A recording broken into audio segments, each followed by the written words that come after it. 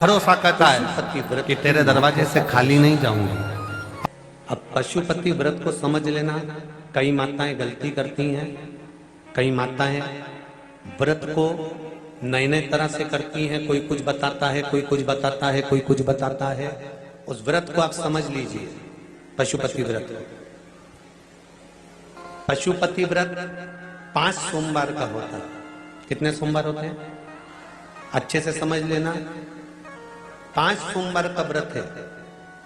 आज अष्टमी का दिन आप लोग अच्छे से समझ लोगे तो आपको फिर कोई ये नहीं होगा कि मैंने व्रत करा और मेरा काम क्यों नहीं हुआ। उसमें अपने को अपनी गलती छांटना है कि गलती कहां हो गई। पशुपति व्रत 5 सोमवार का होता है।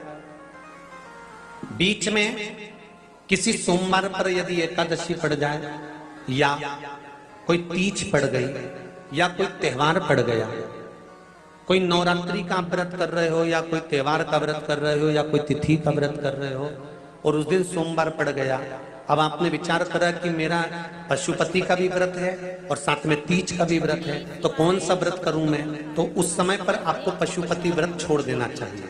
फिर आप तीज का व्रत कर लो या चतुर्थी का करती हो तो चतुर्थी का करो, छठ का करती हो तो छठ का करो, नवरात्रे के व्रत करती हो तो नवरात्रे के करो। 5 व्रत पशुपति होते हैं। व्रत करने के लिए जब आप निश्चित करें कि मुझे इस सोमवार से पशुपतिनाथ के व्रत करना है, जीजियों भाइयों ध्यान रखना, उस दिन सुबह स्नान करने के बाद में बड़े प्रेम से पूजन की थाली लगा लो।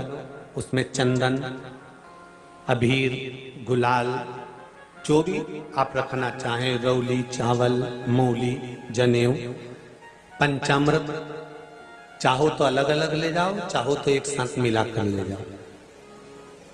भगवान शंकर की पूजन करो सुबह के समय पर और शिव जी का पूजन कर कर, आराधना कर कर भगवान शंकर से प्रार्थना करो, हे शिव जी, हे ओगड़दानी, हे त्रिकालदर्शी, हे कैलाशी, अविनाशी, आज से मैंने पशुपति व्रत प्रारंभ करे। बाबा मेरा ये व्रत इस कार्य के लिए मैं कर रही हूं, आप स्वीकार करना। बाबा को निवेदन करना। पूजन का सामान थाली में उतना लेकर जाना कि सुबह भी काम आ जाए और शाम को भी काम आ जाए। अलग से पूजन का साहित्य में शाम को अलग से नहीं रखना। थाली में उतना ही रख के ले जाओ जितना सुबह भी काम आए और शाम को भी काम आए। बाबा को निवेदन कर कर पूजा की थाली वापस ले आओ। शाम के समय पर घर में मीठा बनाओ, 6 दिए रखो थाली के अंदर घी के, और दिए रखकर मीठा ले जाकर मंदिर में पूजन करो।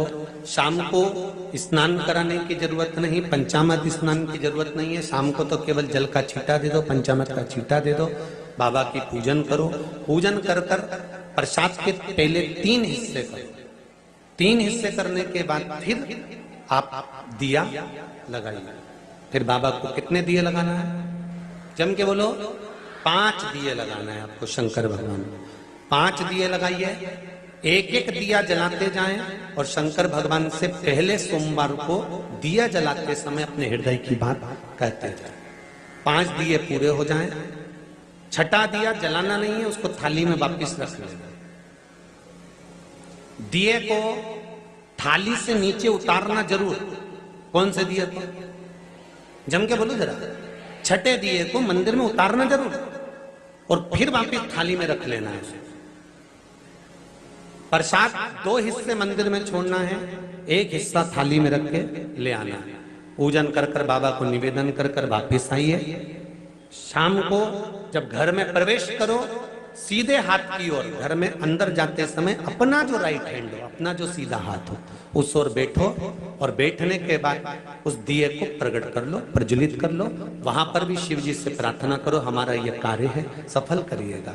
बाबा से निवेदन करके घर के अंदर प्रवेश कर जाओ।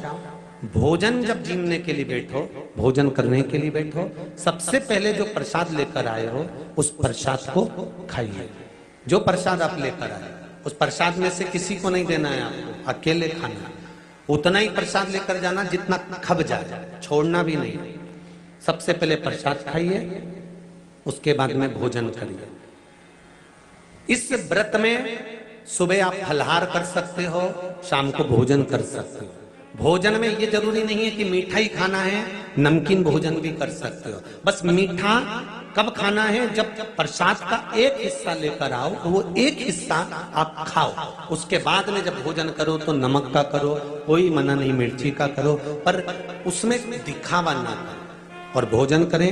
ऐसे 5वां जब सोमवार आ जाए, बीच में अगर कोई सोमवार छूट भी जाए तो व्रत करना, पूजन मत करना।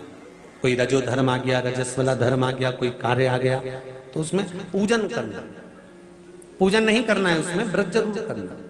और जब 5वां व्रत रहे,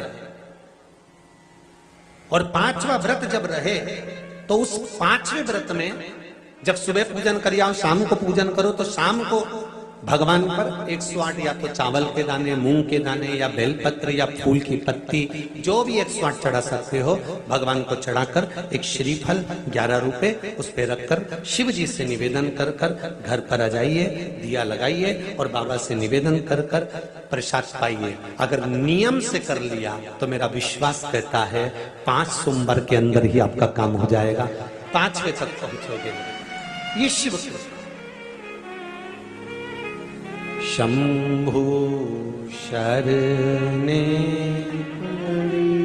मांगू घड़ी घड़ी दुख काटो, दया करी निदर्शन आपो। 5 व्रत पूर्ण कर, एकादशी पड़ जाए, रजस्वला धर्म पड़ जाए, कोई कारण पड़ जाए तो फिर व्रत को आगे बढ़ाए। पर 5 गिन के 5। ऐसा मेरा शिव है। पशुपतिनाथ भगवान का स्मरण देवताओं ने किया। पशुपतिनाथ के व्रत का भी उद्यापन होता है, क्यों नहीं होता? जैसे पशुपतिनाथ का व्रत किस किसने किया, जरा हाथ उठाओ तो जरा। सबने करा है? रखो। पशुपतिनाथ का व्रत कितने सोमवार का होता है? जम के बोलो जरा। 5।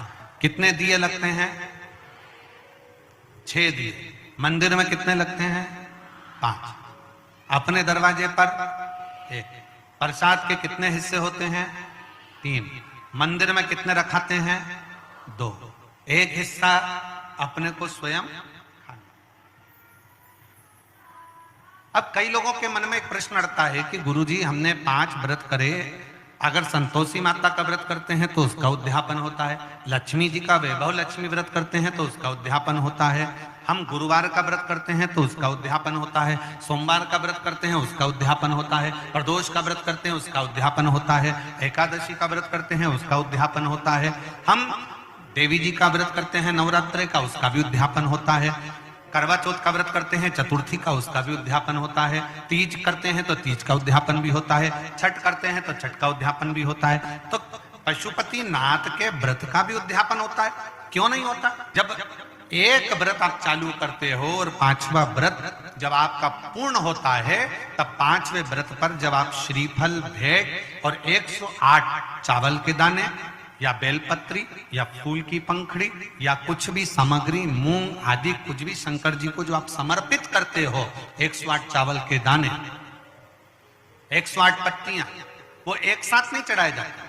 आप सबके स्मरण में रहे कि जैसे फूल की पंखड़ियां हैं तो वो एक एक कर कर देवाधिदेव महादेव को समर्पित की जाती है। श्री शिवाय नमस्तुभ्यम, श्री शिवाय नमस्तुभ्यम, श्री शिवाय नमस्तुभ्यम, श्री शिवाय नमस्तुभ्यम, श्री शिवाय नमस्तुभ्यम, श्री शिवाय नमस्तुभ्यम, या नमः शिवाय, नमः शिवाय, नमः शिवाय, नमः शिवाय। पुरुष है तो ओम नमः शिवाय, ओम नमः शिवाय, ओम नमः शिवाय, ओम शिवाय, ओम नमः शिवाय, ओम नमः शिवाय। जिस मंत्र का आप उच्चारण कर रहे हैं, जिस भाव से आप मंत्र का उच्चारण कर कर 108 चावल के दाने या बेलपत्र या पुष्प जो भी समर्पित कर रहे हैं श्रीफल के साथ में, ये जानकर करें कि वो शंकर जी के पशुपति नाथ व्रत का उद्यापन है। और उस उद्यापन को आप 108 बार भगवान का नाम जाप कर कर भगवान को जो समर्पित कर रहे हैं, उससे शिव को प्रसन्न कर रहे हैं। अब कहा पार्वती जी ने जैसे व्रत करा और सनकादि ऋषियों से कहा कि आप इसका उद्यापन कराओ, सनत कुमारों ने कहा कि इसका दक्षिणा लगेगी। अब आप जब पशुपति नाथ का व्रत पूर्ण कर लेते हो तो दक्षिणा भी लगती है। इसलिए आपसे क्या कहा गया था कि श्रीफल के साथ में कोई भी दक्षिणा आप जो बन सके वो भगवान शंकर को समर्पित करिए, जो बन सके, जैसा बन सके, जैसा आप रख सके, जैसा आप दे सके, उसे आपसे जो बने वो दक्षिणा उस श्रीफल के साथ रखें। और 108 चावल का दाना, मूंग का दाना या बेलपत्र या पत्ती या पुष्प या जो भी सामग्री आप समर्पित कर रहे हैं वो आप समर्पित करते जाएं। शिव की आराधना करते जाएं, विनय करते जाएं, निवेदन करते जाएं, अर्चना करते जाएं, विनती करें शिव जी से, निवेदन करें शिव जी से, आराधना करें शिव जी से।